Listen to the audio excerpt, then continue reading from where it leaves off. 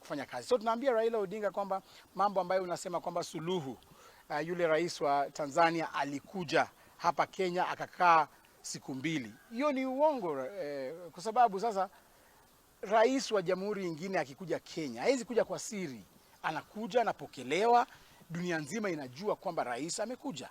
Na pale penye anatoka, rais akitoka kwa nchi yake hawezi toka kwa nchi yake bila watu wa nchi yake kujua kwamba ametoka. Kwa mfano, juzi mmeona rais akienda Tanzania, Kenya nzima ilijua, idara za polisi zilijua, kila mtu alijua kwamba rais wetu ametoka. So haiwezi kuwa rais wa nchi nyingine anakuja na sneak in, unasema kwamba tulikataa kuona rais wa nchi nyingine. Rais wetu anaheshimu mataifa zote, na yeye anaona akitaka kuwa na uhusiano na nchi zingine, hako na direct contact na hizo nchi, sio lazima apitie kwa Raila Odinga ndio akutane na Suluhu. Na mmeona rais wetu ameenda kule Tanzania kuimarisha uhusiano ambao tuko nao na nchi jirani yetu ya Tanzania.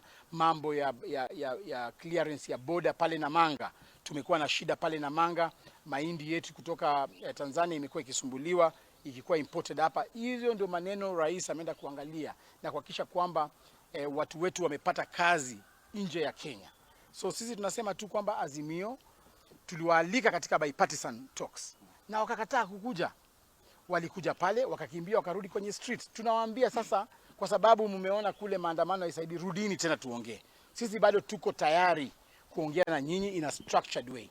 Tukae pale kwa bipartisan talks, tukae pale kwa bunge, watu wasemezane kama kuna changes zozote.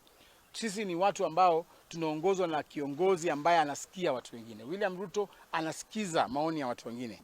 So tungependa yale maoni yenu ya kusaidia Kenya, tuko tayari kuyasikia kama serikali na tutatekeleza, so long as ni maneno ambayo inakuja kusaidia wananchi wa Kenya.